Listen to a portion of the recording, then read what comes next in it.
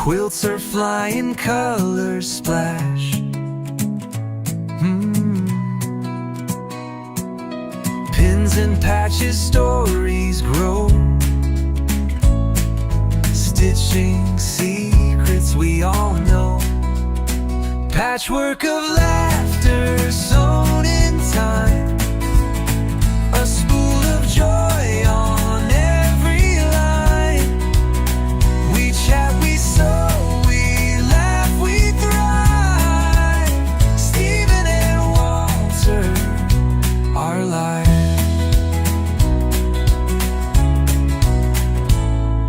Sewing tales with every square. Buttons falling everywhere. A crooked seam, but who will care? Iron presses lined so neat. Friendships quilt can't be beat. Patchwork of laughter sewn in time. A spool of joy on every line. We chat, we sew, we laugh, we thrive. Stephen and Walter, our life.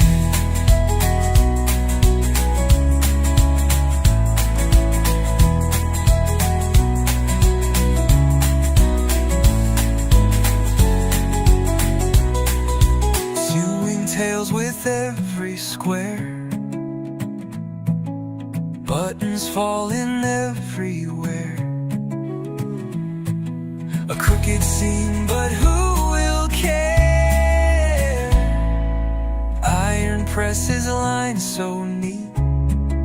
Friendships quilt can't be beat. Patchwork of laughter sewn in time. A spool of joy on every line. We chat, we sew, we laugh, we thrive. Stephen and Walter, our life. Our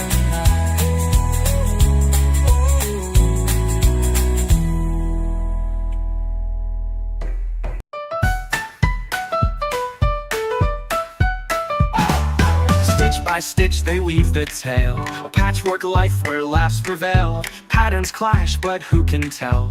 Quilted chaos suits us well. Stephen and Walter live on air. Threading humor, they don't care. Teaching, chatting, pulling strings. Life's a quilt of funny things.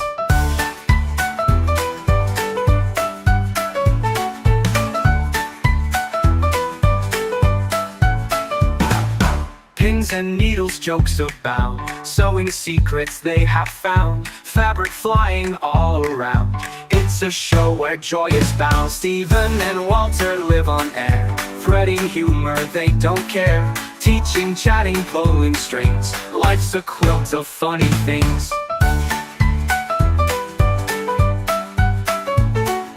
Pins and needles, jokes abound. Sewing secrets they have found. Fabric flying all around. It's a show where joy is bound. Stephen and Walter live on air. Threading humor, they don't care.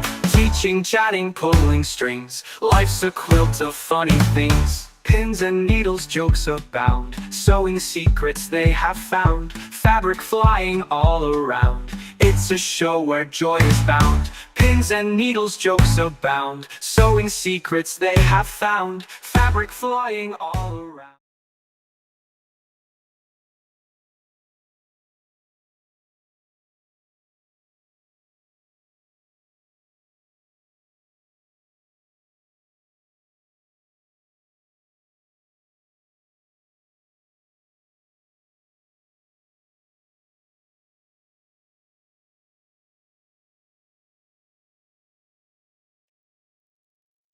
Hello, everybody. Hello. And welcome. And I see we've got a lot of people here already. So I see right off the bat, we have missed Russ as being number one on here for the last week. But Russ is back, which is great. And I imagine Russ has probably got lots of tales to tell us. Everybody. And let me turn welcome. That down. I see we got a lot. Get that down.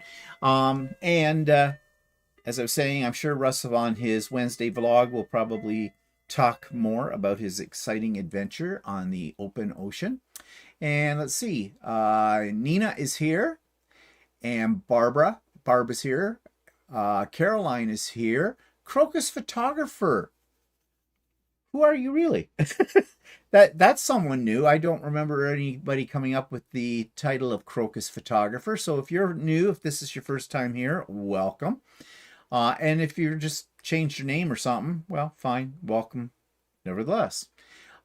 Judy is here, Charlotte of course is here, and Cynthia, and Barbara Yeldon is here, Julie's here, Cynthia is here, My Magnolia World is here as well. Picture looks familiar with Magnolia World, but I can't place who that is. I think that might be a new title. I don't know. Do you ever remember a Magnolia World?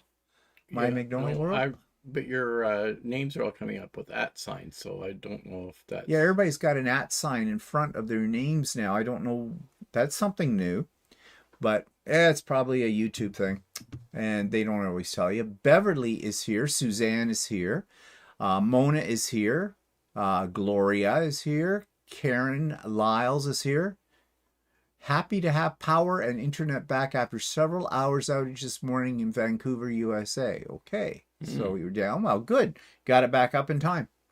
Deluxe 110 is here. Howdy from Minnesota. I should know who that is because I recognize the pictures there with it as well. I'm just not remembering handles. Karen B is here. Jeannie Moosley is here as well. Cindy is here. Susan is here. And Heidi's here. And Judy Vanderbrook is here as well. Shadow Wind is here. Again, another title that I don't recognize, but welcome. Oh, it's Alice Duke. Who's that? Shadow Wind says Alice. Oh, it's Alice Duke. Oh, yes, right. Well, if I read ahead, I suppose I would have saw that. It's Alice. Okay. Oh, it's Jen from Perth. Oh, okay. It's Magnolia World. Okay. And Kathy drives. Yeah. It's Kathy DeVries. Okay. It's the Crocus Photographer Regina. Okay.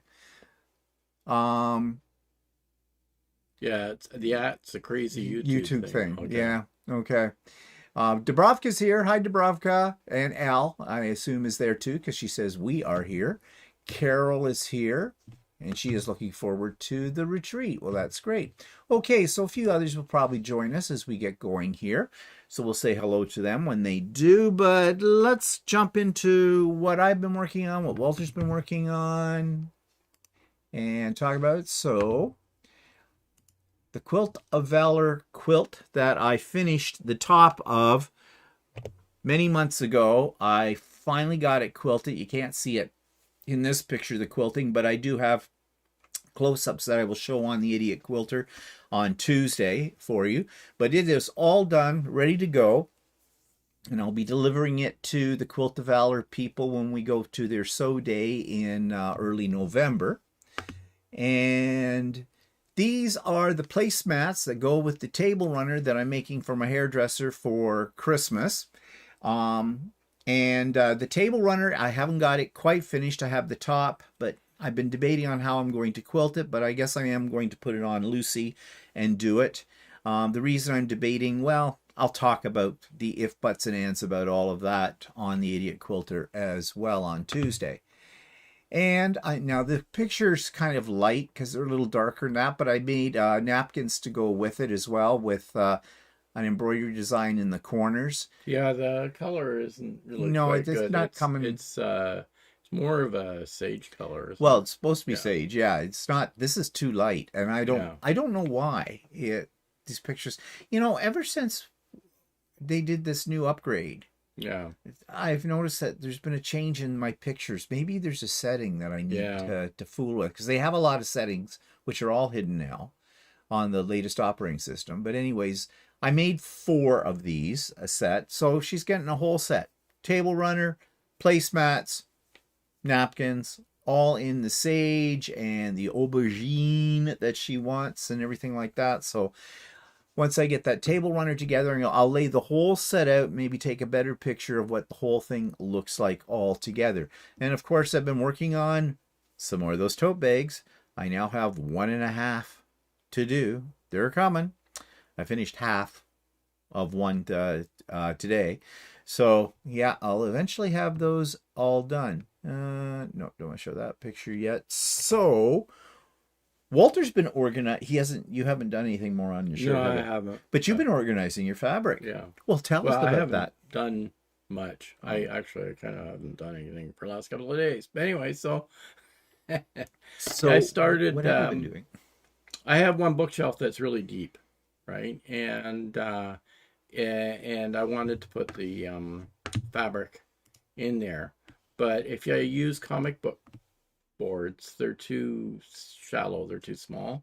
So I'd end up having 2 rows of fabric, and I don't want 2 rows of fabric, because if I hide one row and behind the other row, I'm never going to see it, and never know where that I've got, right? So I bought some cardboard from Amazon that was bigger than the comic book cardboards, and I can wrap my fabric around them. And since all my pieces of fabric are like 3 meters long, or 2.5 to 3 meters long, they easily fit on them. Like, I mean, if I only had a little piece, they wouldn't fit on them, because they're 11 inches wide and 15 inches deep. Yeah, so they fit nicely on my shelves. So Okay. I'll do that. And on my other shelf, I will get I haven't gotten cardboard on my other shelf yet for it, but I want to get cardboard on it so that it maximizes my space on my shelf. So that's what he's been up to. Does the floor look any different? Actually, it looks worse because I pulled all the fabric off the shelf. Yeah. Okay. Well, we'll see, won't we, with all of that. So that's what you've been up to. Yeah, I want to do that. And I've got an old shirt that I started quite some time ago. That's just a t-shirt, and I want to finish that.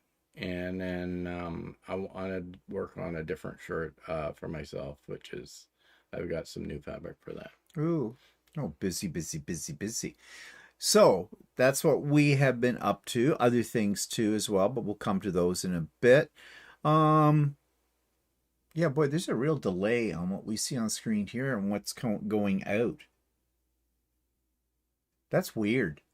Don't usually have that. Anyways, You guys can't see what we're talking about because you can't see it. So never mind. So a few people have popped in since we started here. So we've got Heidi's making egg rolls.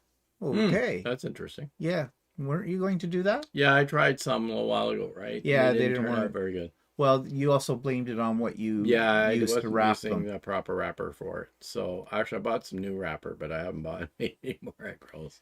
Oh, no, so we're not having those tonight. Mm. Johanna is here from Maryland, and Inez is here. Thank you, Inez and Dubrovka, and everybody else that's admiring my handiwork. Inez says, I'll cut your hair next time. I guess in reference to getting a gift. Well, you got to keep your hairdresser happy because they could really screw you up, And I'm particular about my hair. So, and she does a great job, and she also does a great job. She trims my beard and everything. And I really like it after she's trimmed it because, it's hard to trim a beard. Many of you ladies might know what I'm talking about. Maybe not. But it's difficult to trim your own beard. So, I do it once a week, but it's nice. Good thing I go every 3 weeks to get my hair cut because at least I get a professional job done by her. But yeah, you don't want to screw around with your hairdresser. They've got scissors and they're not afraid to run with them. So yeah. Sue Norfleet is here. Hi, Sue. And Laurel is here. Branca is here as well. And Sherry's here. Heidi says, I'm going to try using rice paper wrappers as well as my old faithful Wong Wing brand egg roll wrappers. Well, didn't... Yeah, I used rice paper. I didn't really like the way it Yeah. came out. Unless you're just using, you're not frying them up or something like that. I just didn't like the way they fried up. No, they were kind of... Yeah. They were rude looking too. To say the least. They weren't that appetizing looking. I mean, Yeah, the Wong they Wing taste ones okay, are but okay. You can also get, I don't know, we have a Chinese grocery store close by, and I was able to get actually spring roll wrappers. Hmm. So, but I haven't used them yet. yeah, so that'll take some time. Which are sort of like the Wong Wings, only they're thinner, I think. And Sweet Granny is here, just wrapping fabric around comic board. Oh, okay, seems to be a thing these days, right? Okay, so some announcements. As usual, sewing with me on Wednesdays. Link is in the show notes. Update on the retreat. Of course, you know it's coming up. Next Saturday is the retreat. And next Friday night will be the Icebreaker Cocktail Party for those that are signed up. I got the hiccups again.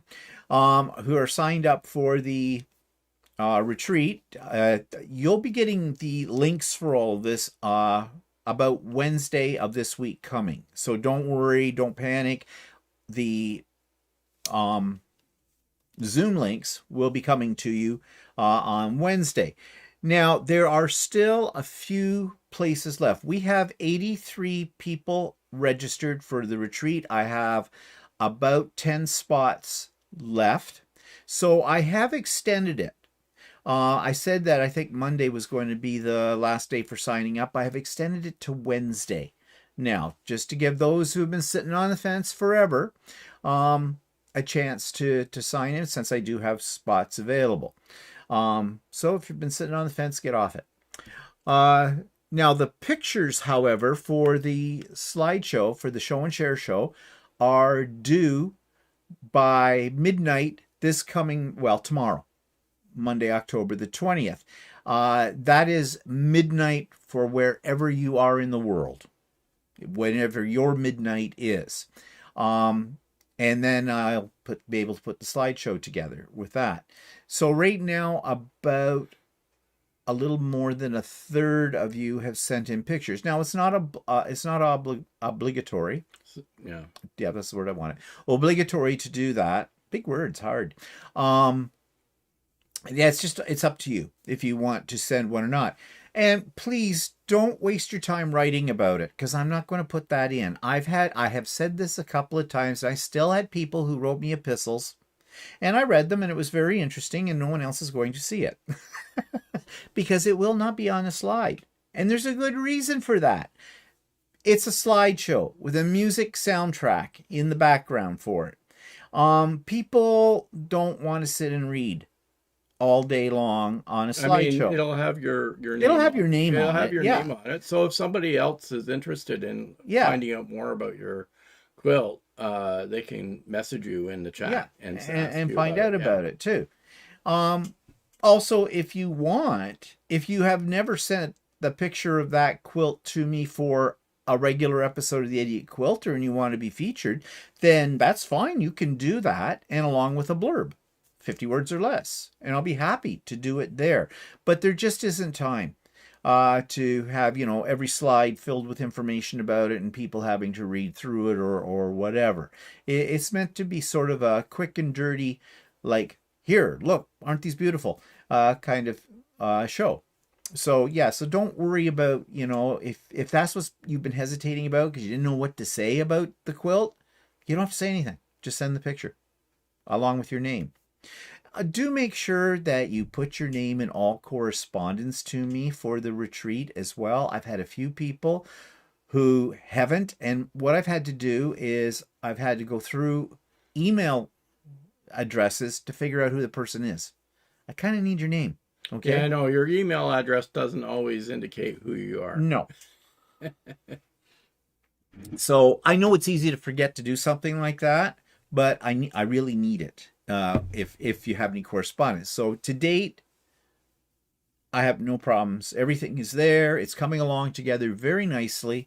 So yeah, everything is great. Most people have been able to follow the instructions without a problem, and that's made my life a lot easier when you do that. So thank you for doing that. Okay. Oh, Joanne G 2180 has come in. Yeah, Johanna, you mentioned that before to me. We'll miss you. Diana is here, watching you from North Bay, Ontario. Oh, Diana's up in Ontario now, visiting her relatives. Jeannie 2947 is here. Okay, so I think I've caught up on everybody. I don't think I missed anybody. All right, so that was about the retreat. And as I said, on Wednesday, you're going to get a whole email that'll come out that will tell you the agenda for the day, so you can plan your schedule accordingly. If by chance you have to pop out at some point, but you don't want to miss a guest speaker, then you'll know how to schedule yourself. For those of you that might be new to doing a Zoom, there will be some helpful links for you. A little bit dated, the links from YouTube. I really couldn't find anything that's a little bit more recent than the ones I already had. But if you need a little help with that, I do suggest you check out those links for the device that you are using. And there's a little bit about etiquette. Because you have to remember, on this Zoom, there's over 80 of you all out at once. So there's some things that you need to do, nothing major about it. And most of it, you would be pretty much aware of that anyways. But just in case, especially for people who might be new to Zoom, it's all laid out there for you. And of course, the links for both the cocktail party and the retreat will be there as well. Now, the cocktail party, it's just an icebreaker. I'm bringing together a bunch of people. There'll be many people you do not know. Some people get, a little bit shy or uptight about, I'm coming into an environment and, I don't know anybody or that kind of thing. So that's what the icebreaker's all about. It's bring along your favorite beverage, whatever that may be. Bring a snack if you wish. Yes, you can eat on screen. There are no rules against that. Some of you will know what I'm referring to. And we're going to see, I found a couple of fun little videos related to quilting to show you. We're going to introduce ourselves. Going to play a little game with you as well, where I will ask you a question. You will pick a number and I will pull up a question and ask you a question.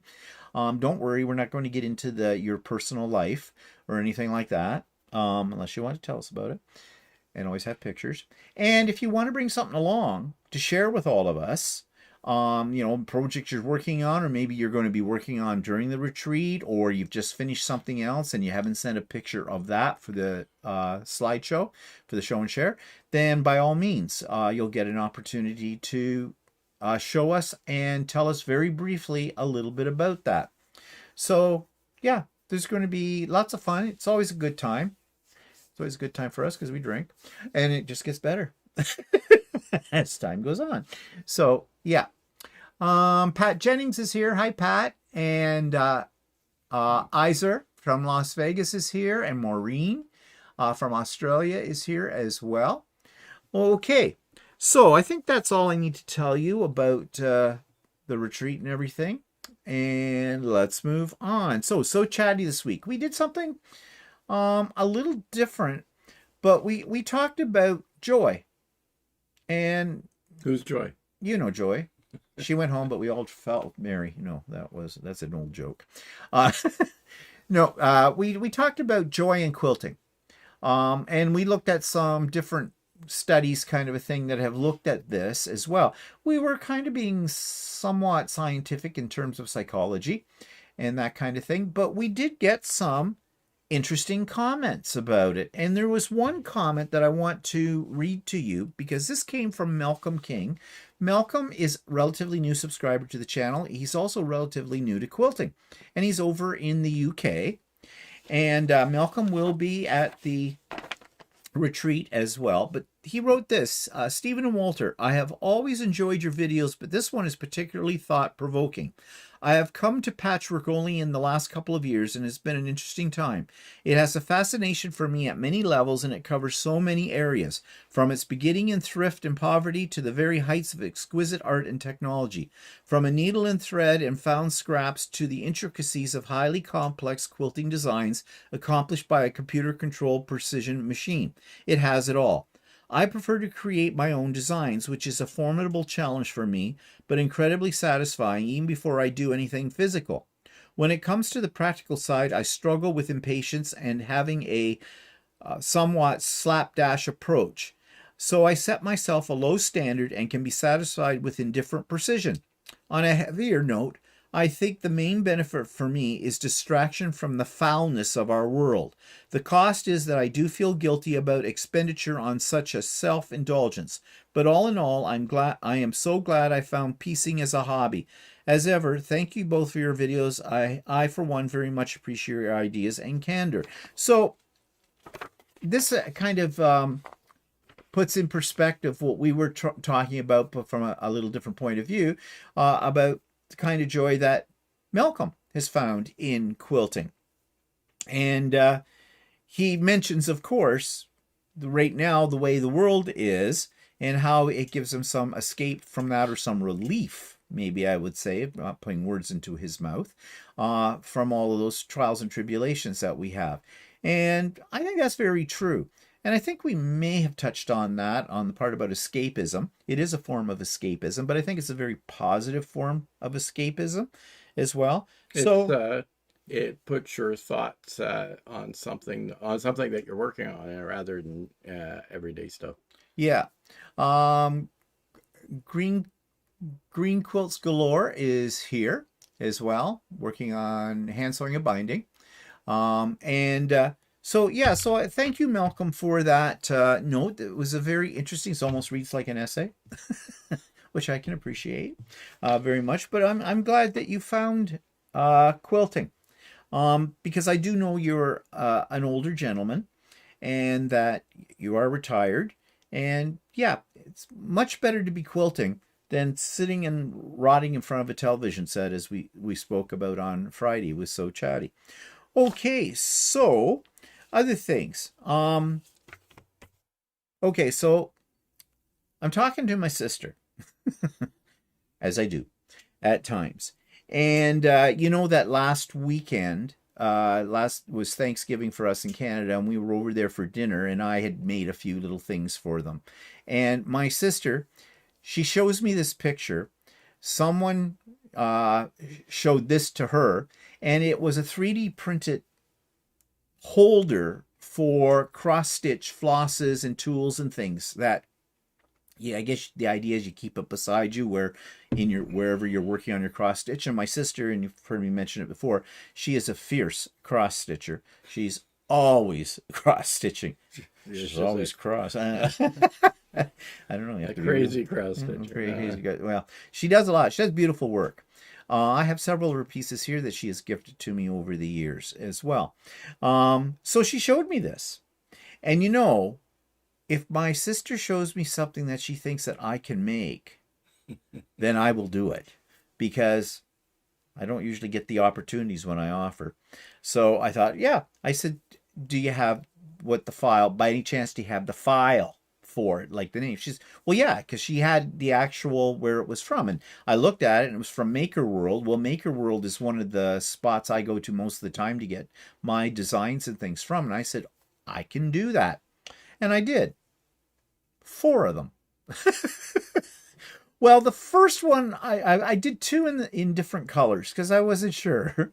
And then they had one that was extra large, so I did that. And then they had one that was sort of a mini, so I did that. So she got 4. Yeah, and weren't there like extra pieces to the original design too that you? Yeah, that's that was the little mini I called it. It was just that. So we dropped them off at her place yesterday, but I told her. I showed her pictures of them after they were done and sent them to her via email. And I said to her, okay, I might have got a little carried away. And she goes, well, I only need 1. I said, you're getting 4. I don't care what you do with them. I don't need them. You're getting 4.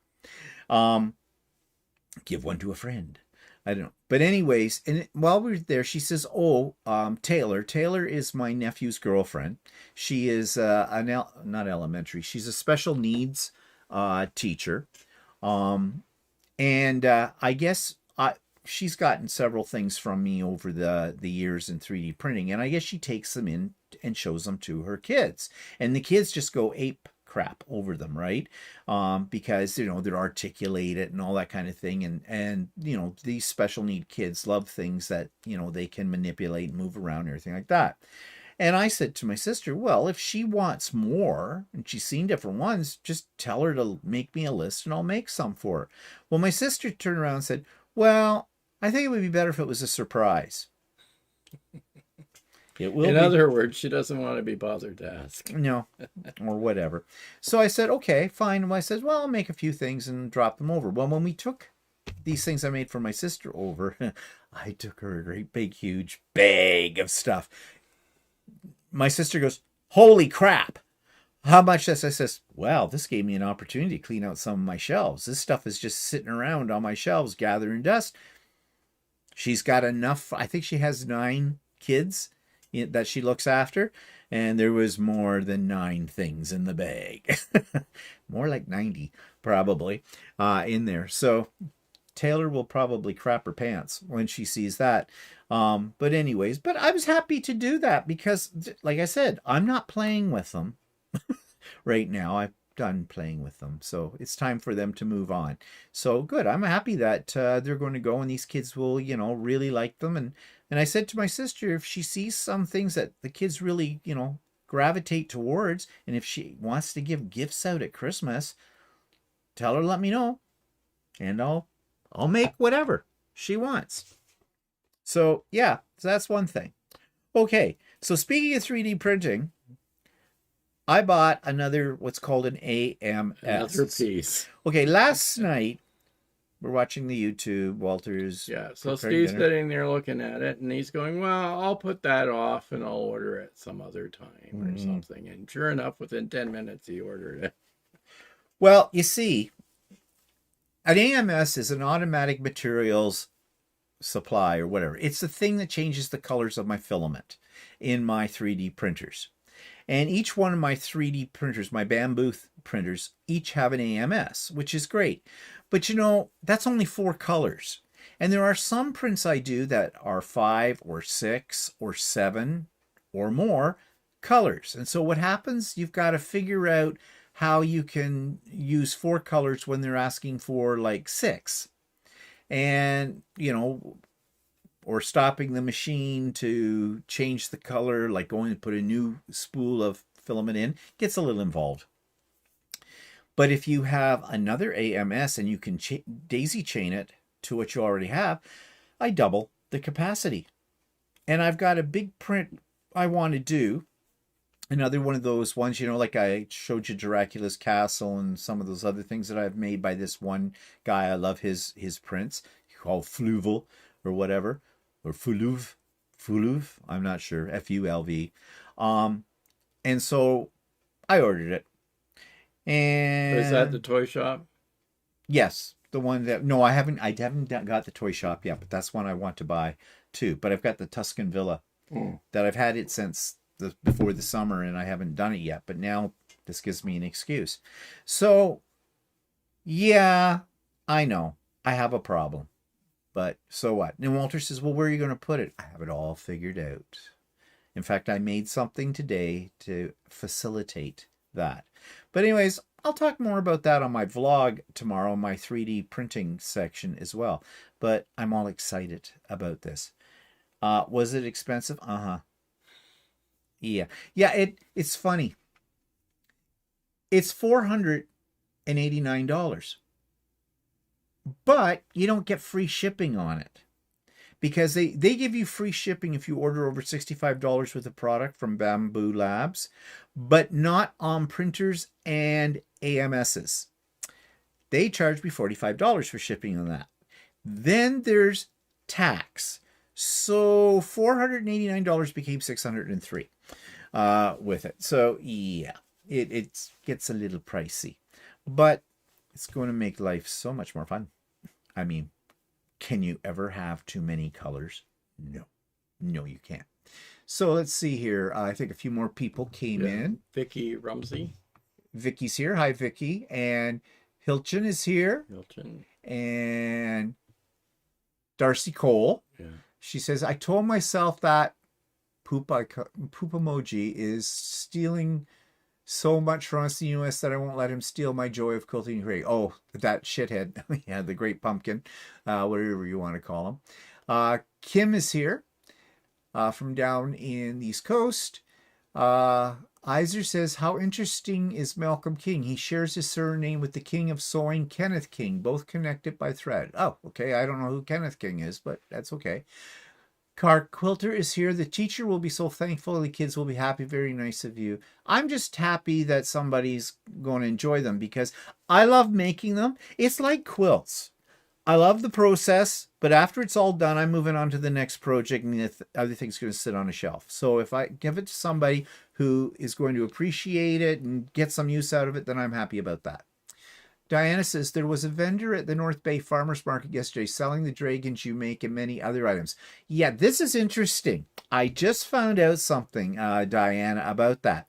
Those dragons have become the most popular print, and there's all kinds of different styles of them, in the 3D printing community, and they're especially popular at people selling them at craft fairs and markets and things like that. Maker World just put out a thing about copyright. What's happening is there are people basically stealing these. If they're not there for free, I mean, if you have to pay for it or pay for a license for it, like you might get it for nothing, the file, but they'll say this is for your personal use. If you want to sell them at a market or something, then you need a commercial license, and they have like something that you pay them to get a commercial license for it.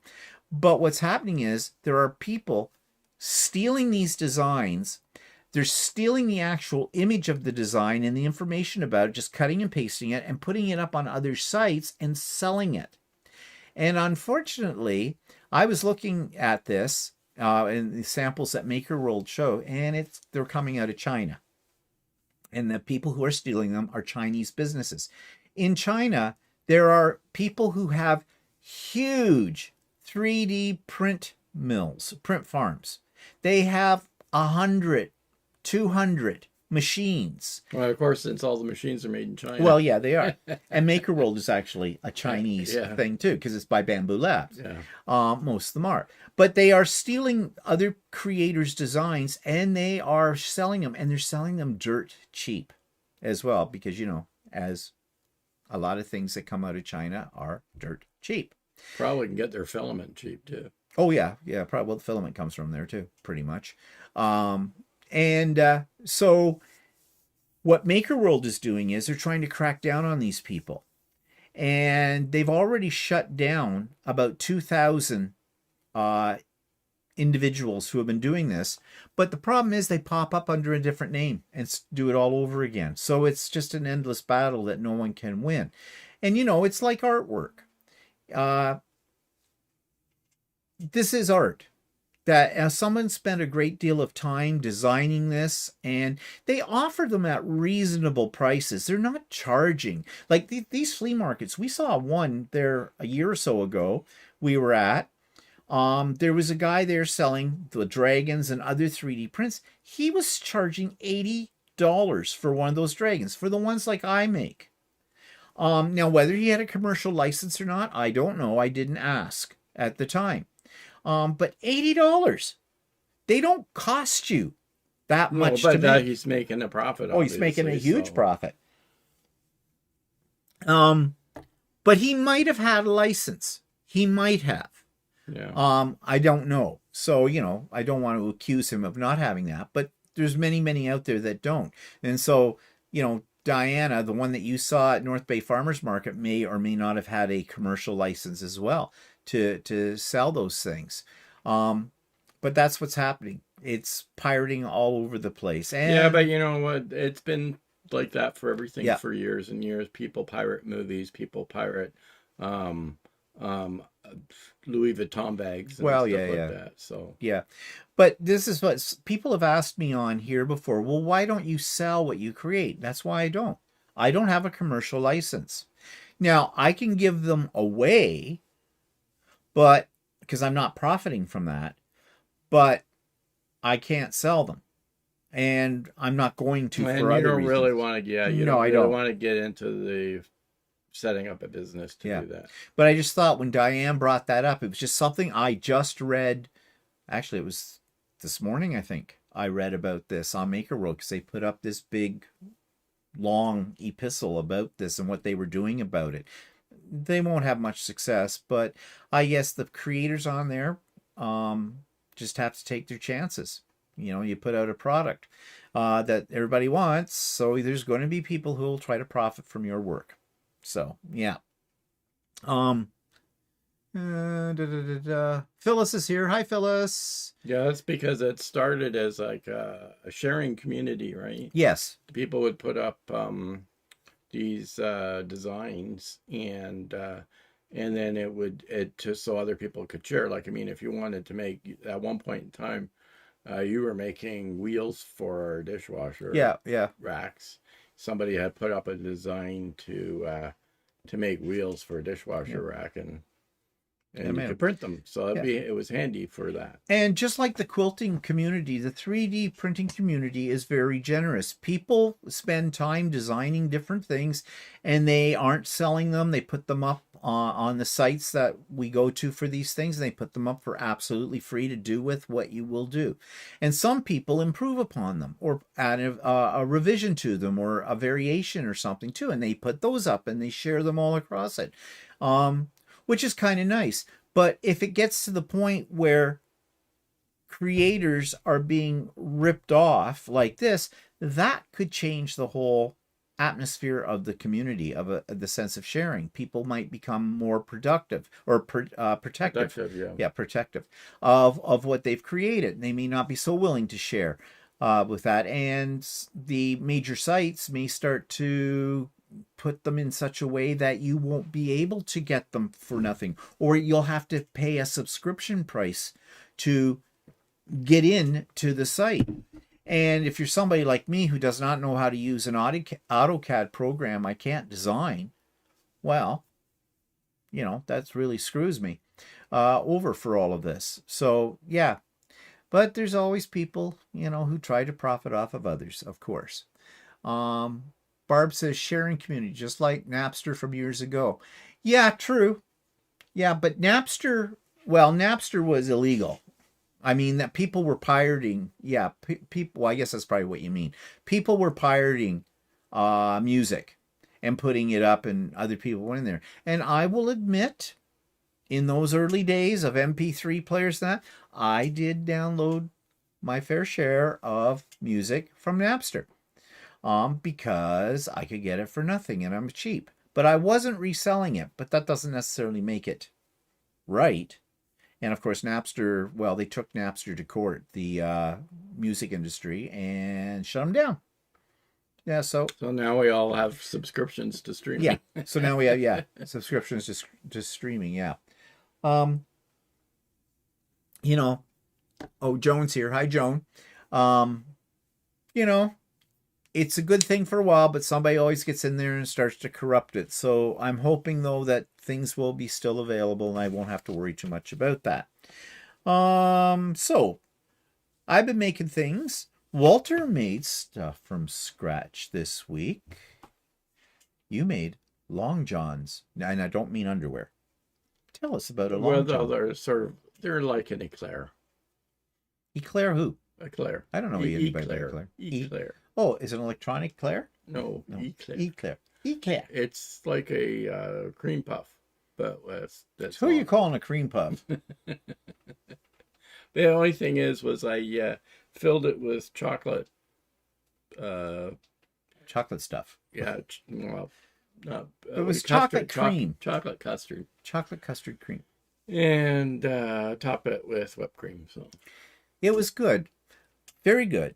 We have finished them. Well, you only made, how many did you make? 6? Yeah, I only made 6. I didn't really want to make a ton of them. But now They were good, but I have a suggestion to make them better. I think they need a little bit of chocolate glaze on the top of them. Yeah, I know that. And then the whipped cream. You've just been making these things because you want to use your new whipped creamer, your No, I whip it just machine. want. I just no. I thought it'd be nice because we are buying the eclairs from the Long Johns from the Yeah, uh, bakery. Yeah. The Dutch bakery. Yeah. But actually, that chocolate filling you made would make a good filling in a chocolate pie. Yeah, I know. Yum, yum. Chocolate pie, one of my favorites. Yes. I never met a pie I didn't like. That's for sure. Lydia's here. Hi, Lydia.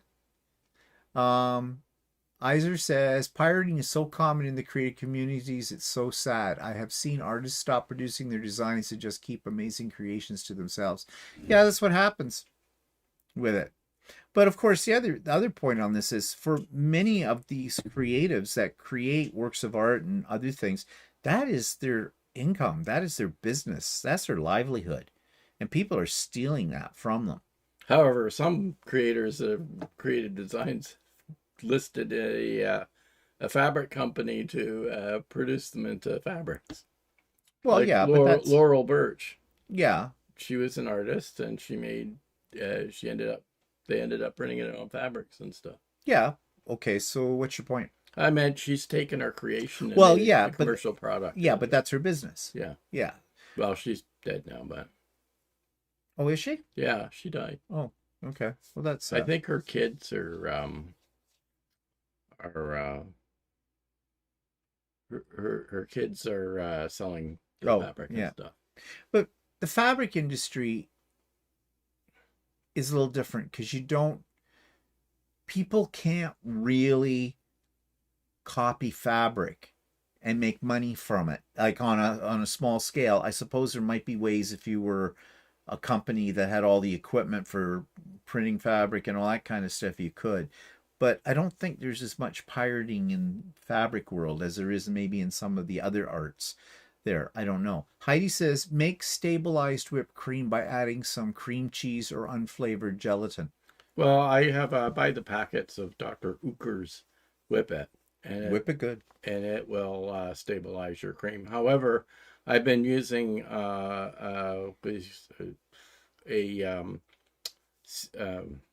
nitrous oxide infused whipper using all this talk about whippings getting me using excited. the canister and I just use it when I need it, so it doesn't matter if I have stabilized. Yeah, because really nobody wants limp cream. If I need any whipping cream that I have to have laying around for a while, like on top of a pie or something, I will stabilize it by using the Dr. Group's product. Although cream cheese in with whipping cream sounds kind of good. Yeah, it actually that would does be sound like interesting. Yeah, I've never tried that. I've never thought of that. I know Yum, unflavored yum. gelatin is popular to use for. Oh. I'd rather have the cream cheese. But yeah. Okay, so Walter did you cook anything else exciting this week? A roast. Yeah. No. I don't know. I didn't make anything to it. That was a night I was cooking.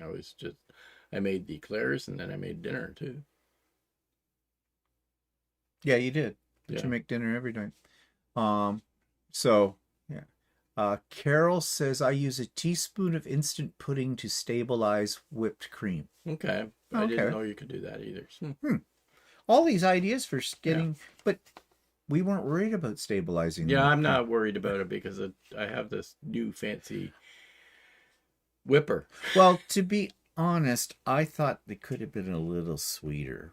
Yeah, I could have put a little bit more sugar in it or a little more sweetener in it. Oh, like the stuff that makes you poop? Yeah. That you have? Yeah. You bought a handful of that. You bought a bunch of those make you poop gummies. You just did it on purpose, so I won't eat them. Yes. That's the only gummy. It's the best gummies to have ones that you won't eat. So I bought other ones instead that don't have that. What's it called? Erythritol or... I don't know what's in the gummies, but I just know that if you eat too many of them, you may not feel good. Well, it's not a question of not feeling good. It's a question of where do you want to be sitting for a while.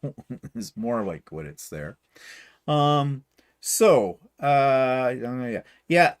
Well, it's the end of the warm weather. See, although today's really been quite warm. In fact, it's 18 right now. It was 21 at one point when we went out for our walk. So that's like a little over 70. But I cleaned up underneath the deck, our patio area. We didn't sit out there much at all this summer.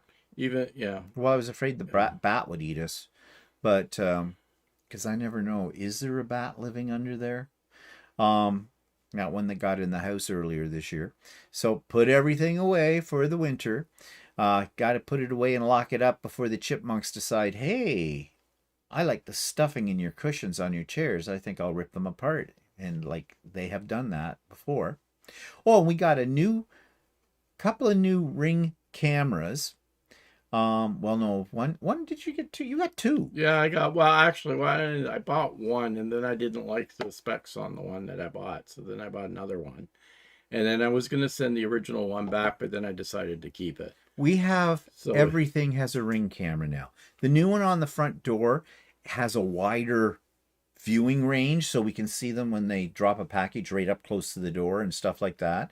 And then you put the old one that was on the front door on the back of the house. No. That's the other new one that I put on the back of the house. Oh, okay. The old one that was on the front door is now in the garage. Well, that's right. So now we have a view of it when someone tries to break into our garage and steal his car. We'll be able to see them on film. And then another one I have underneath the deck, so you can take a look. Oh, yeah, so we can see if any chipmunks are trying to sneak in. Give them a little thrill. Push the button where we talk to them and go, hey, chipmunk, get out of here. Yeah, we're a house of cameras. That's for sure. There are more cameras in this house. I mean, wow. This room alone. And if you saw that one video, I think I pointed them out to you. This room has like 4 cameras in it. Yeah, the only one that doesn't have a camera in it is the bedroom. Well, the bathrooms don't have one either. No. The bathrooms, yeah. Well, that actually could have one in the bedroom. It's not like anybody's going to see anything going on in there. Just you putting on your socks. Well, that's not a thrill. So anyways, yeah, and I guess Walter will be biting at the chomp. He goes out there and looks at the tree for the leaves to fall down.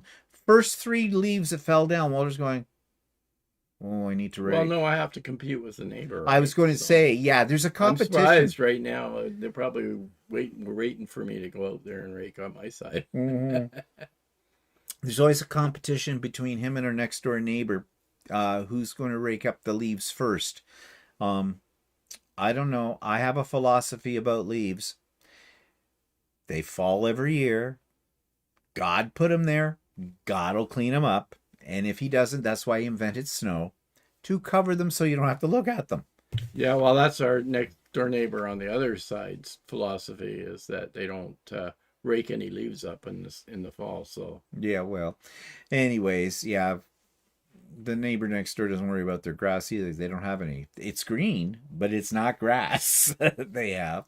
Dubrovka says, if you're watching your sugar intake, best sweetener is monk fruit by Splenda. My doctor told me. Well, you had monk fruit. Yeah, actually, I used the monk fruit / erythritol from Costco. You get a big bag of it for a good price. If you buy it in the grocery store, it's really expensive.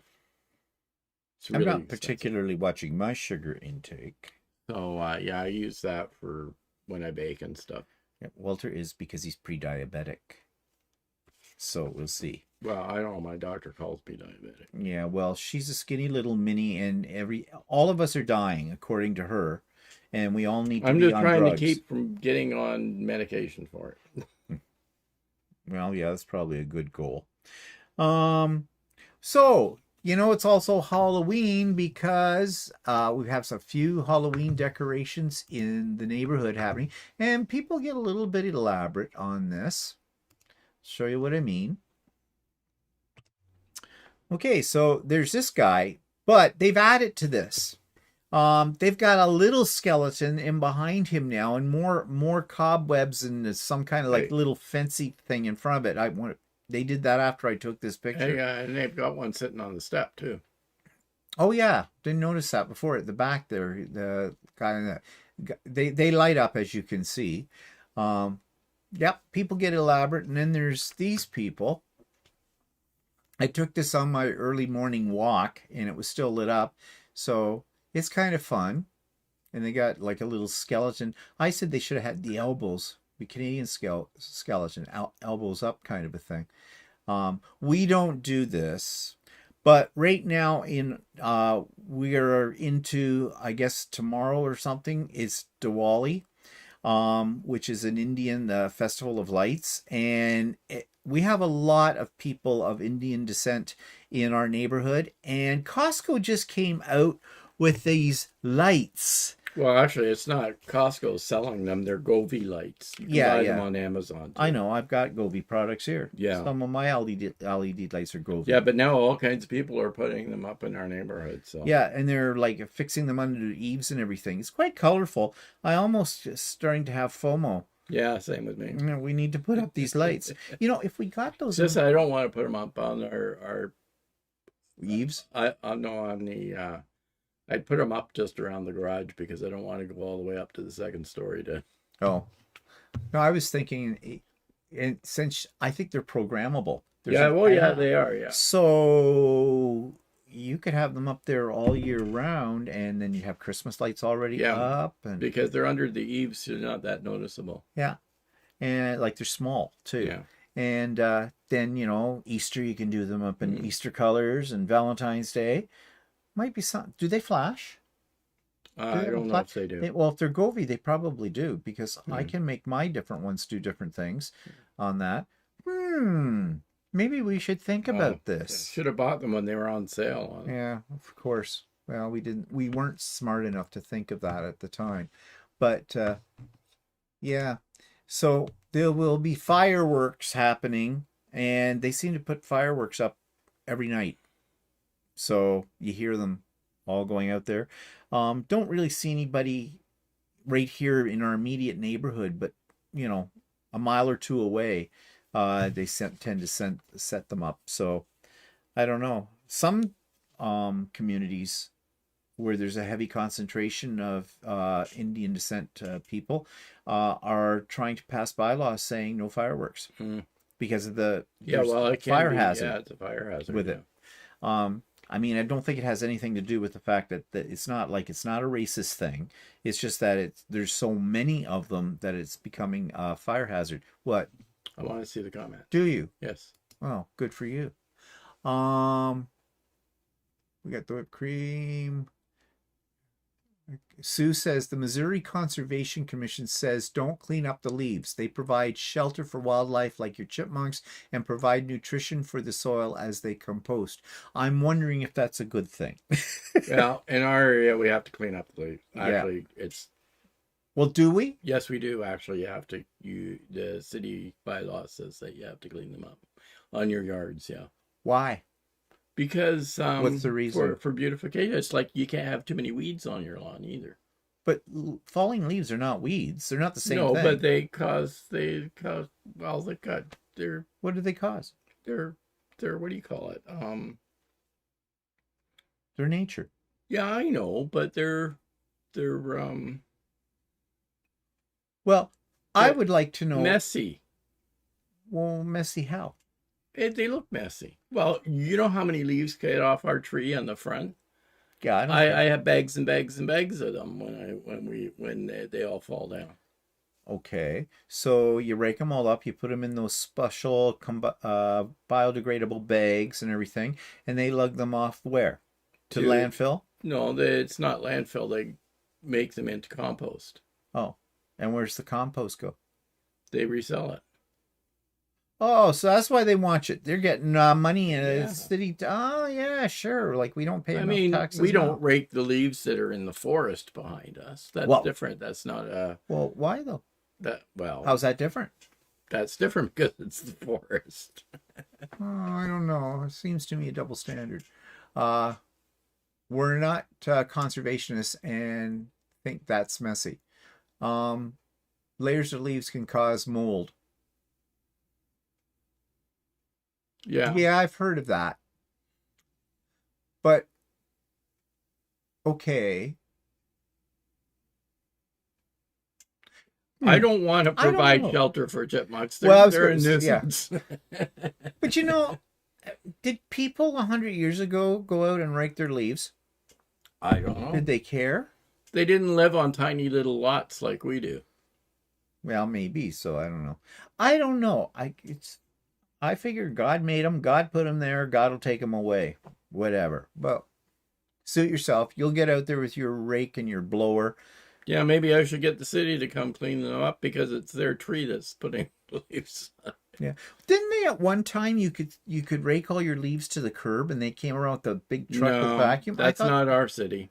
Oh, there was maybe that was Whitby when we lived in Maybe, Whitby yeah. years ago. I remember they did that. Yeah, actually, leaves can collect and clog the storm drains too. Oh, well, that's true. Yes. Yeah, they can. Yeah, that might be one reason too. Yeah, we just- have too many leaves to mulch into the grass. It's okay if we have one or two. We have a lot of leaves. Yeah, because we've got these 3 trees that out here that. Yeah, we have two on our little lot. We have one great big huge 30-year-old Canadian maple tree, and my next door neighbor on their little lot has a big. Well, Vicky is really upset about the leaves, all in capitals. I don't know, but leaves look awful all over the yards. Yeah, well, our yard's only 50 feet wide and 30 feet deep at the front. And we have this big, huge tree. I don't know if they look awful. Yes, they do. I don't like the way they look. So, well, okay. Well, you actually, I don't rake the leaves in the back, but we don't really. We don't have any, like a tree that's. Yeah, we don't really have. We have fir trees in the back. We have fir trees. Chose well, and we. Yeah, that's right. Let's leave. Although they've got a tree with leaves on it next door that hangs over the fence from that side. Yeah, there isn't that many that leaves that we get from that one. Well, whatever. I didn't know leaves were such a controversial issue, but apparently they are. So, our neighbors on one side would get really ticked off if I did. Yeah. So, moving into today's topic about young offenders and that, this was a comment that came from Greenland Quilter. I don't know if she's still on here or whatever, but I thought it was a nice lead into what we wanted to talk about today on the more serious level. She says, I have to agree about your comment concerning complacency. It's the same here in Greenland. That was from my rant on my vlog on Monday. Because things are so quiet, a lot of Greenlanders have kind of just went on with things without making sure to keep up with what is going on. Now Denmark and Germany and France are working together military-wise to get things where it should be here, but at the same time I think it's a bit problematic for some Greenlanders because it makes them not feel so safe, especially those who live in, I'm not sure how you say it, Nuuk, which I think is their main city or something. They are going to put in a military berth just so the Navy has its only, I'm having to edit the grammar here, and have its own place to come into port that won't be in the way other daily goings on. I felt safe here until the freak got into office, and now I don't feel so safe. I live in a remote part of Greenland, but that absolutely means nothing because as an American, I know what my country could walk all over this one if they decided to just do exactly that. So I understand what you're referring to. Okay, so the point here that Greenland Quilter is basically making is some places you lived and you felt secure. We don't feel so secure anymore, and it's all because of the Great Pumpkin, right? And we all know that. We're the same in Canada when it comes to that. I mean, every time he opens his mouth and threatens us with the 51st state, that gets up our dander, to say the least, about that. But also it's a question of, do we feel safe anymore within the world? And we kind of touched on that when we talked about the joy of quilting, to take our minds off of that. But something that's been happening a lot, and it's on the news every day, here in our province, and across Canada for that matter, are the headlines that we see on a pretty much daily basis. And I'll show you an example of what I mean. So here I just did a search for stories, top stories in the last week? Well, from our information, our news media. And so it says here, like, youth crime, news, videos, and articles. Youth crime, Saskatoon, boy who killed friend while posing with a gun sentenced to 18 months. 2 more youths charged in 14-year-old boy's beaches killing. Youth violence is on the rise in Toronto. Why does it seem like young Canadians are committing more crimes we're talking about? And then there's stuff about what's behind a spike in teens charged with murder. So all of these things, boy arrested in spree of violent assaults. Yeah, there's like all of these kids who are out there 12 doing or this stuff. 13 or doing. Yeah, and they're young. Yeah. We're not talking somebody that's 17, 18 years old, although that is happening there too. But we're talking about as young as 10. Like in our city, which we don't really have, never really worried too much about crime. Suddenly there's was a news report last week where a group of kids, 2 12-year-olds, a 13-year-old, and a couple of 15-year-olds, held up another man with a gun and robbed him. Yeah. That's really unusual.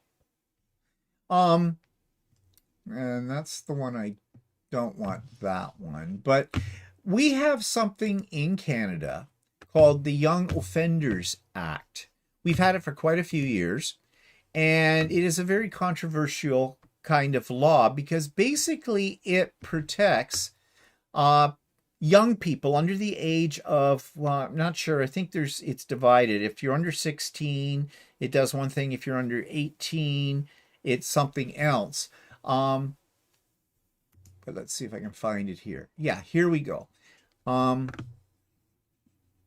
This is what it is. The term Young Offenders Act, YOA, was former Canadian federal law that has been replaced by the Youth Criminal Justice Act. The YCJA governs the youth criminal justice system in Canada for individuals aged 12 to 17 who commit a criminal offense. It balances holding young people accountable with principles of rehabilitation and reintegration using extrajudicial measures before resorting to courts for more serious crimes. And then it talks about accountability and rehabilitation and what that means, proportional consequences, and all this stuff. But the bottom line of this is, and a lot of people feel this way, and I'm one of those people, this is too light. Young people are very much aware of the Young Offenders Act, or what they call it now, the Youth Criminal Justice Act, and they know how to get around it. For example, car theft. Organized car thieves are hiring young people who fall under the 12 to 17 to actually do the stealing of the cars. Why? Because they are more likely to just get their wrists slapped than being tried as an adult in court because of the Youth Criminal Justice Act. And these young people know that. But they're getting very bold in the actions they're taking. I mean, like Walter said about this youngster with a gun, where the hell did he get the gun? Now, yeah, we know there's lots of illegal guns in this country. They're smuggled up from across the border, and there needs to be a hell of a lot more done about that. And apparently there is going to be more done about that because Carney, our prime minister, just announced that he just hired 1,000 more border guards and that to focus on illegal drug and gun importation into this country. We'll see how that works out.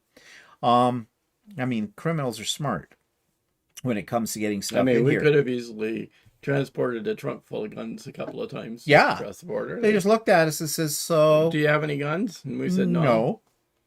Which we didn't. And we didn't, but yeah, I know. But I mean, maybe we just didn't look. 2 old guys coming from a quilting retreat, yeah, they're going to have guns. Well, I don't know. There could be old guys coming across with guns, that kind of thing. Kids on bikes with guns. Oh, no, I don't have a gun in my backpack. I don't know what that's like. But you know what I mean. So there's been a great deal of over the last few years, people calling for the Youth Criminal Justice Act to be reformed or revised. And they're talking about, is this the one I want? No, that's not the one. Is it? No, I guess that is the one I want. Revisions. Yes, revisions. Okay. So what they talk about in revisions, and I think some of these are mamby-pamby. They talk about balancing the rights of youth and public safety concerns. Let's talk about the rights of the youth. And I'm going to talk about this from the standpoint of view of someone who taught them or tried to. Now, the vast majority of kids I taught were great kids. And usually that's just the way in society, isn't it? It's always the minority, it's not the majority that cause the problems. But we always focus on the lesser of the two, and then it gets blown up maybe out of proportion by the media. I'm not sure. But what rights should kids have? I think kids have the right to be looked after, provided with a safe home, provided with food, with clothing, with an education, okay, and basic human needs, I would say. But that's not what's happening. When you're saying you're going to balance the consequences of their actions, what? How many offenses of armed robbery or assault or doing things with guns, how many chances is a young person supposed to get? Because we make excuses because they're young, they don't know what they're doing. I don't believe that in the least bit. They know what they're doing, even as young as 10 years old. I mean, let's face it. A 10-year-old knows the difference between right or wrong. They know that if you steal, if you point a gun at somebody, if you assault somebody, that's wrong. But they also know how far they can get, that they're going to get off, and they will. It says addressing systemic issues for marginalized youth, particularly those who are Indigenous or Black. Okay, yes, there's a lot of bad parenting out there. There's a lot of kids that come from a home life that isn't right. You know, like it's wrong. And of course, these kids, if they have nobody that's going to look after them properly or whatever, or set a good example, well, what are they going to do? You know, they're in some cases, these kids are out on the street. They're fighting for survival at whatever means they need. So I get that. But they're saying that this is a systemic issue. Well, what can society do? I mean, they talk about giving more opportunities for children for after-school programs. There's a ton of after-school programs. There's sports groups. There's clubs. There's organizations out there. You know, how many more of these do we need for them all? I mean, I'm not saying we shouldn't have them. I think we should have them. But really, what more can you do for this? And if they don't want to go, what are you going to do about that? Because that may not be what a kid's into. The effectiveness of bail and sentencing provisions. Well, we already have a problem in adult courts with that. I mean, most of the violent crimes we hear about in the news, that what they always say at the end of it was out on bail. And they reoffend. Yeah. So if we can't handle it at the adult level, what makes them think they're going to be able to handle it at the juvenile level? And dealing with serious violent or repeat offenders, which is the same thing. And then they say here, the problem with the old system, the YOA, Young Offenders Act, has been criticized for its disproportionate impact on marginalized youth. Indigenous and Black youth are overrepresented in justice system, especially in remand and custody. Well, I'm not sure why that is. And how do you, are they suggesting then that our law enforcement agents are biased, are prejudiced, that they're picking on certain communities? Maybe. I mean, we've had examples of that in the news, right? So What are you going to do about it? Cultural sensitivity. Critics argue that the system still does not adequately address the unique needs of Aboriginal youth or reflect cultural appropriate ways of holding young people accountable. But they seem to be focusing on marginalized youth. Yeah. But there are like other kids that aren't supposedly marginalized that are committing these crimes as well. Yeah. And then saying, well, overrepresentation of Indigenous and other vulnerable populations in the bail system. Well, why is there an overrepresentation? What's lacking there? What should our government be doing? So I suppose that way I'm kind of supporting that. They have to look at that. Why are they overrepresented? Inadequate support. Many marginalized youth involved in the justice system face challenges related to mental health, addiction, and homelessness. There's a need for better policy and program support in these areas, particularly in non-urban and Indigenous communities.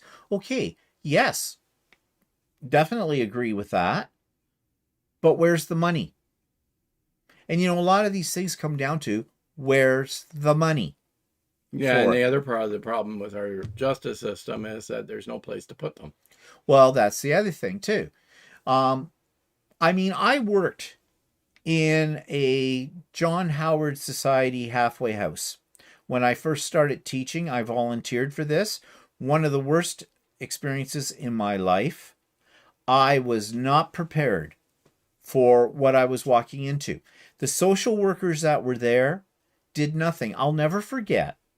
I'm trying to work with a couple of kids on their literacy skills. There's one young man, he was probably 16 years old. He's sitting at the table. He's wearing like a muscle t-shirt or whatever. And another kid walked up to him with a lighter and lit his underarm hair on fire. Right there, in seconds. The kid jumped, almost hit the ceiling. And on the way down, he plowed with his fist into the other kid's face. And then you know what happened after that. There was a fight in the kitchen. What's a kitchen have in it? Sharp objects like knives. I got out of there. I'm not coming in between them. I'm not going to stop. There was no way. They were blind rage, the two of them. What did the social workers do? They stood outside the door and I said, there's a problem in there. Yeah, it'll settle down. They do this all the time. Does that make it right? That was the day I decided, no, I think I've done enough here. I'm leaving. Yeah. So there you go. Now, that was many years ago, like over 30 years ago. Maybe things have improved. I don't know. But I'm not going to find out because I'm not going back in an environment like that. I want to live. Some studies, so overly reactive conditions. Some studies indicate that many youths released on bail are subject to numerous, often restrictive conditions that are unrelated to their offense. Breaching these conditions can lead to further charges, trapping youths in a cycle with the justice system. I wonder what those are that are inappropriate or restrictive. What? They commit a crime. It's out of their hands at that point to decide what's appropriate for them or whatnot. I don't know. Remanding custody. Despite a general decline in charges, many youth still face significant delays in the bail process and spend weeks or months in limbo in custody while awaiting for a hearing. Okay, well, yeah, that's the problem with our judicial system, our court system. It's not just kids that are in that situation. There's adults as well. Serious offenses. Ongoing debate persists over how the system should handle serious and repeat violent offenders. Public concern, often fueled by high-profile cases, has led to calls for harsher sentences. The YCJA have been amended to include mandatory considerations for adult sentences in some cases, though this remains controversial. Okay, the problem here is bleeding hearts. They're only children. They don't know what they're doing. I beg to differ. They do know. They do know. But, they're kids. I'm not saying they should necessarily have a severe, depending on the crime. If they kill somebody, they should be tried as an adult. And people are going to say, well, they're going to spend the rest of their lives or 25 years of it behind bars and they're just a kid. Well, maybe not make it 25 years, a life sentence, but they did kill somebody, you know? And as if it was murder, well, that's if it was premeditated Yeah, murder. like there was one a little while ago that it was an elderly woman. They claim it was unprovoked. I don't know what the woman said to the kid or whatever, but walked up while she was gardening and stabbed her to death. Yeah. 12-year-old. A 12-year-old. And where's that 12-year-old now? Probably awaiting trial date. And where do they keep him? In a halfway house? Or something like that? I don't know. Is he locked up? I don't know. I don't know how they do what they do with it. But, you know, if it's a repeat offender thing, they got out. And then they have record keeping and publication bans. I have a problem with this. They will not give the identity of the child. I know they want the child to be rehabilitated and, you know, given, yeah, because if their picture's out there and their name's published and everything, then there'll be prejudice against them for, you know, maybe they've turned over a new leaf. They're sorry for their actions. They have done the time or whatever. And that's, you know, it's ruined their life. They can't do it. But they still did something bad. Again, I guess it depends on how bad it was, what they did. Inadequate community supervision. The YOA was criticized for failing to provide adequate community supervision for youth after they were released from custody. While the YCJA introduced orders for custody and supervision to address this, the effectiveness and availability of rehabilitation programming remain a concern. Yeah, what is this, the community supervision thing? I don't know what they mean by that. Did they go into foster care? Yeah, halfway houses? Well, I don't know. With the car theft thing, they picked up kids that have done the car theft and released them, and then they've gone and then they get caught again, and they've said that they've had them they have previous charges for car theft. So yeah, there is an inadequate community supervision, but I mean, ultimately, what's that supervision look like? If they're in a foster home, if they're in I don't know if they even have them anymore, but we used to call them what, juvie halls? What'd they call it? Juvenile Reform schools. Or reform schools and stuff like that. I don't think they have them. No. I mean, I don't know if they were a good thing or a bad thing, but I don't know how, if they can escape. If they're not behind bars, they can escape. And they probably want to. I mean, they probably do not want to be in there. So I don't know. Then they talk about things like excessive use of courts, data information gaps, and past provisions. The problem is it is still an ineffectual law for the most part. And actually, I think it's gotten worse because then adults have been recruiting them to commit crimes. Yeah. And they know that there's more chance that if they get the kids to do these things for them, the organized crime, then if the kid gets caught, it's not going to be as severe as if they get caught or whatever. So they're using kids. They're using them. And I mean, what 16, 15-year-old doesn't want to earn some money? Easy. Earn money for whatever. Of course, and that's what they entice them with. Let's just go back over here to see what people are saying. Back up. Let's see. Yeah, well, These look awful. Garden. Oh, Vicky has an antique keyboard and a key stick.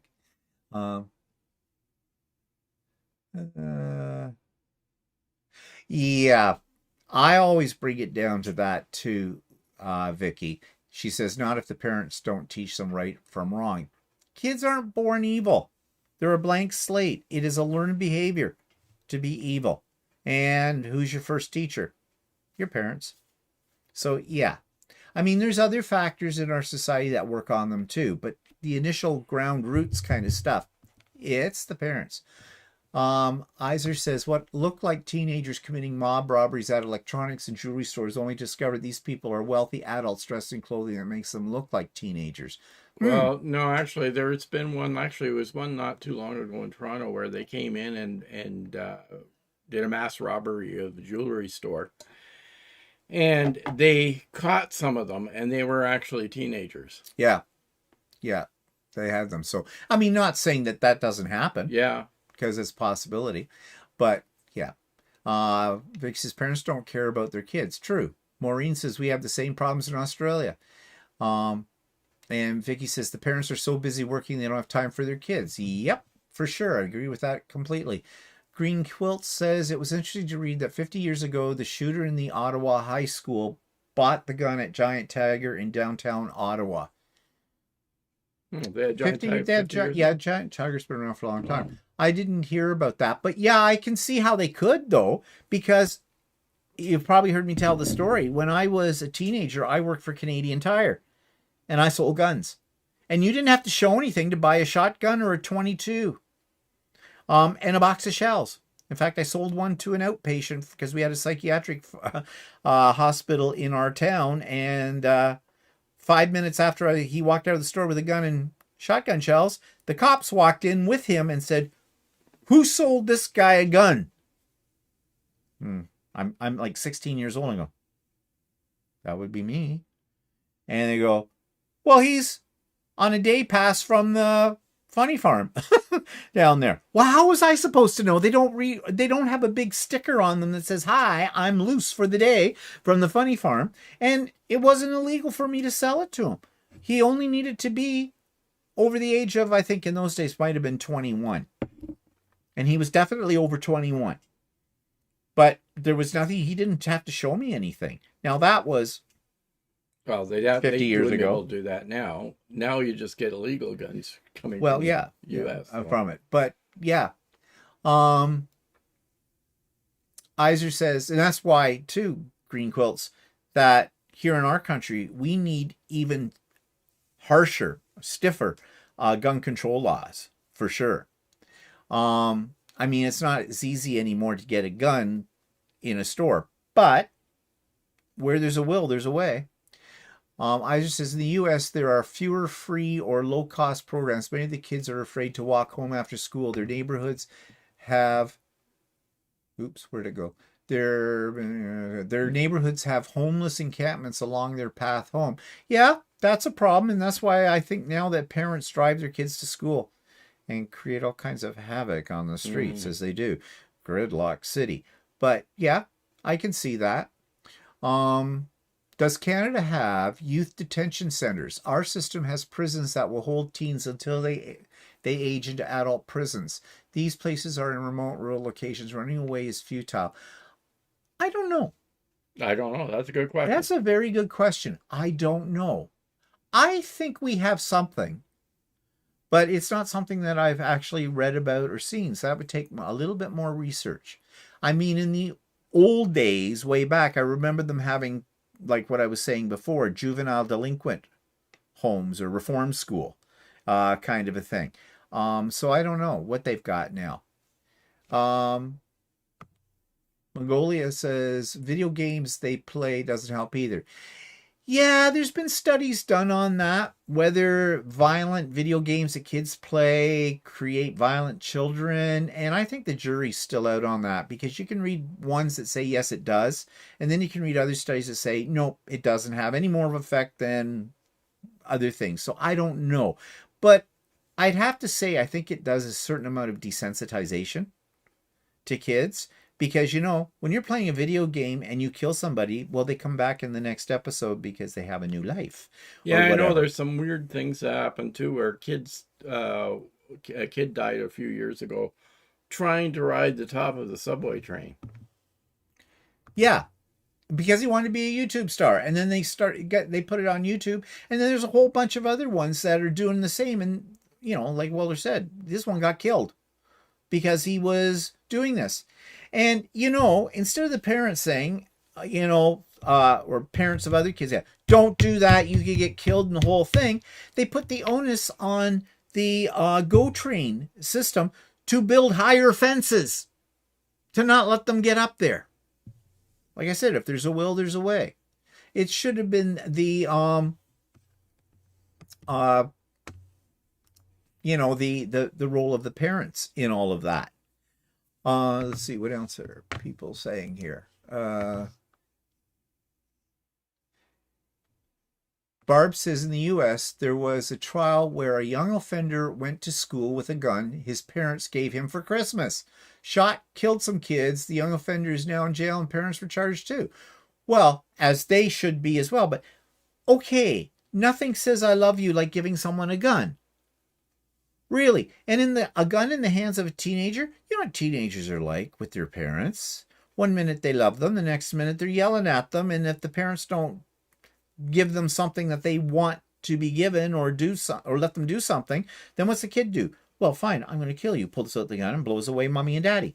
So, or the neighbors or whatever else. I just was watching something on Netflix where a woman killed the mother of a kid in her neighborhood because the kids were making too much noise outside playing. And this one was constantly calling the cops. And she took one of the kids' tablets away from them. And the mother of the kid came back and did what a mother does, went to the door to get it back. The woman wouldn't answer her door. She claimed she was in fear of her life. They had it all on video. And she shot through the door and killed the lady. Yeah.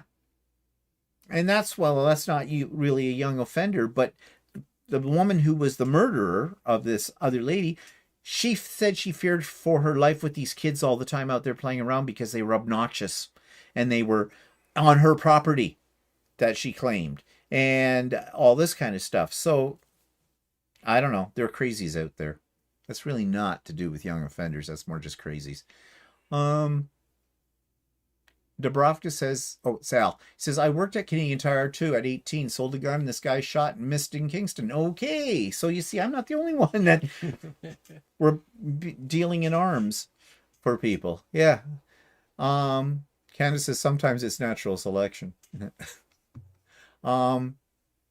And Ruth says, just recently the courts are starting to hold the parents responsible. Unfortunately, the apple doesn't fall far from the tree. That's true. And I really do think the parents should be held responsible. Someen says, my friend was the principal at the school in Oxford, Michigan. I don't think my friend has worked since that shooting. Oh, yeah. Well, no, yeah. That would be extremely traumatic, to say the least. Barb says, I watched the trial about the Netflix movie you were talking about. Yeah, it's interesting. I haven't finished watching it yet. I was just watching it before we came on here, so I still got about half an hour of it left to see how that turns out. But that one wasn't really young offenders. That was crazy lady hating kids. So I'm going to show here. Stats. So I thought, well, is it getting worse? Because we're hearing about this every night. Literally, every night on the news. There's some violent crime, and they seem to be all done by young people.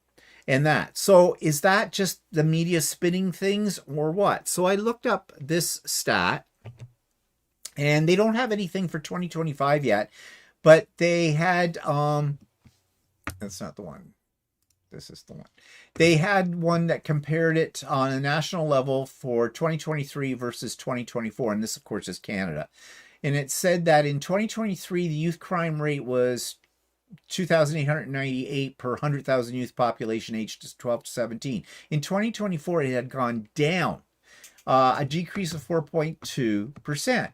Well, I found that kind of shocking. I would have thought it had gone up since then with the number of crime. It didn't go down a whole lot. No, not really. They said that.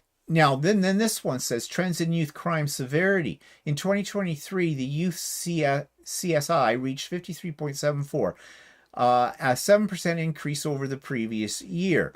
In 2024, though, there was a decrease of 50.40, a 6.2 decrease from 2023. And they said the decrease in 2024 was largely attributed to a drop in non-violent crimes. Well, okay. The point is, there are still young people doing violent crimes. Okay, did they also redefine what a violent crime was? Yeah, well, that's the thing.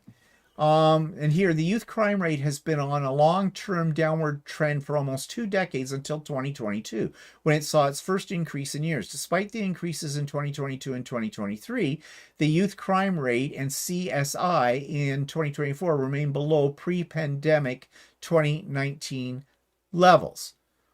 Well, maybe that's because COVID wiped out a bunch of them. I don't know. But it's still, the point is this a positive thing? It depends on who And it spins also it depends on how they spin the statistics Yeah. too.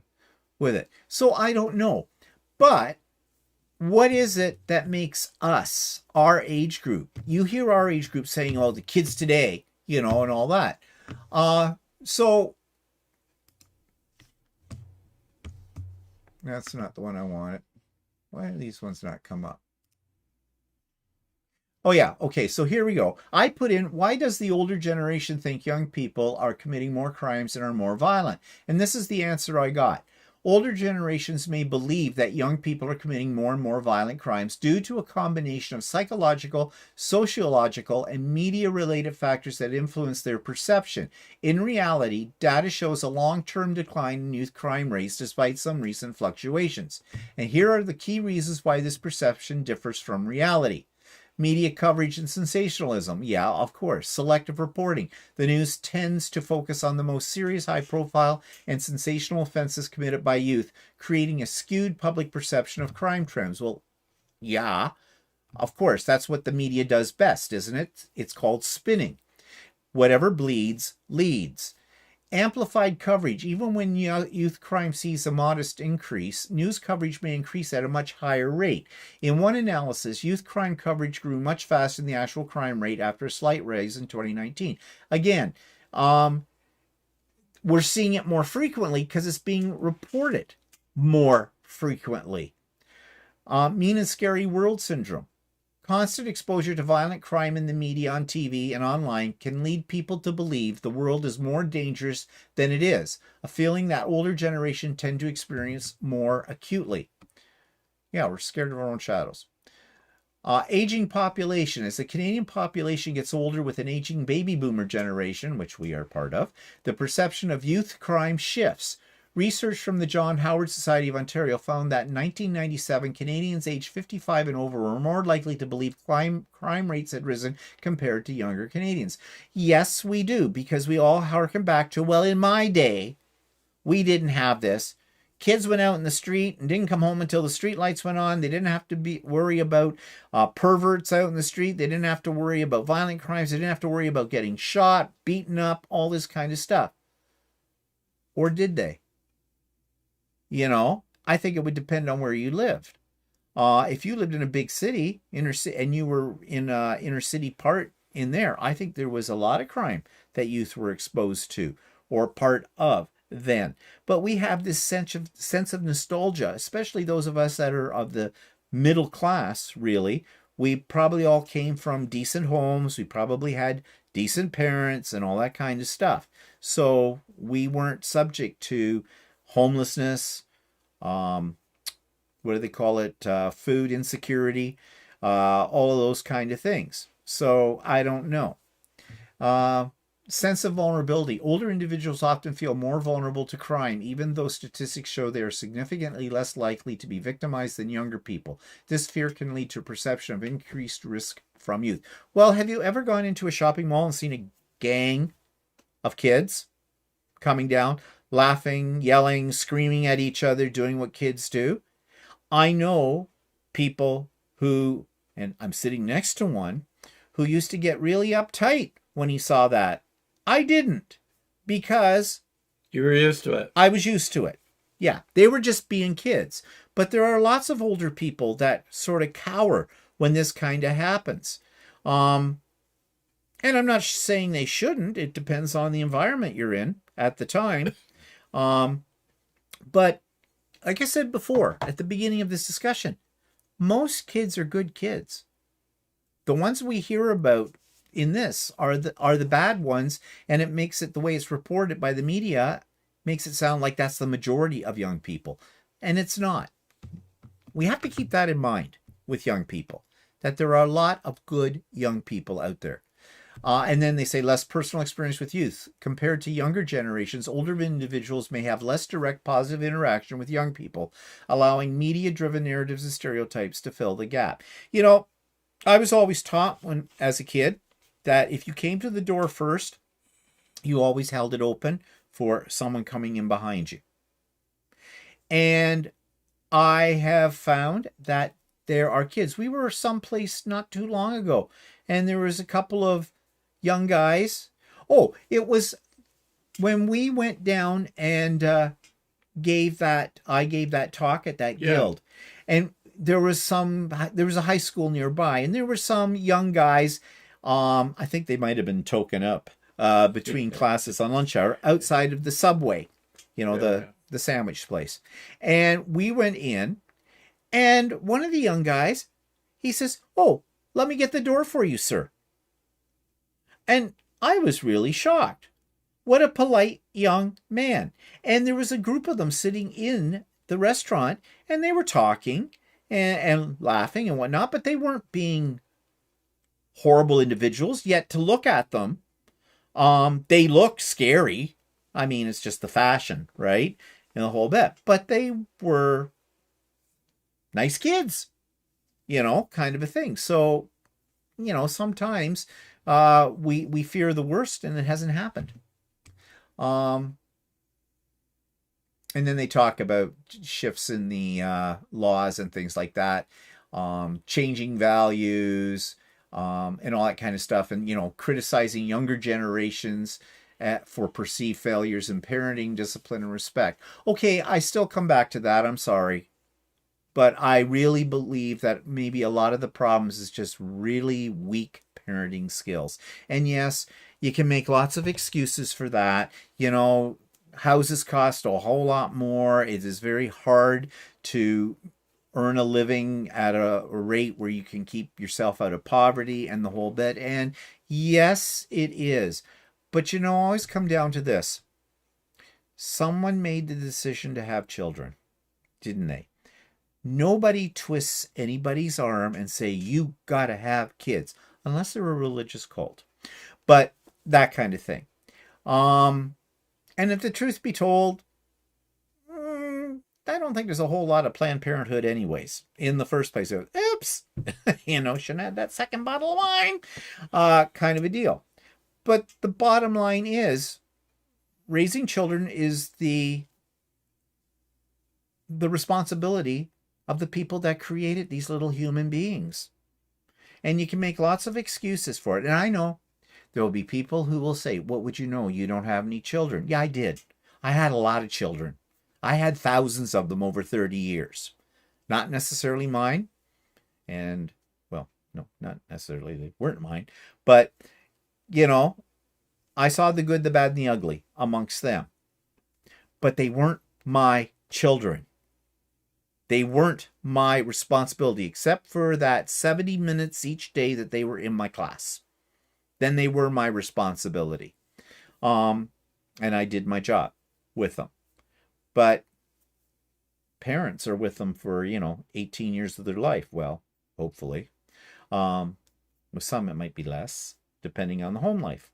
But you know what I mean? It's still the parents. And it drives me mental. But maybe that's being an old man that says that. Maybe I'm just not with it with the new way of parenting, whatever that is. I don't know. But anyways, kind of got my goat about all these things, about young people. And it is something that is a problem in our society. And right now, do we need this as a problem given all the other things that we have going on the world scene? So... And I think the politicians are not doing a good job of setting an example in society for correct behavior.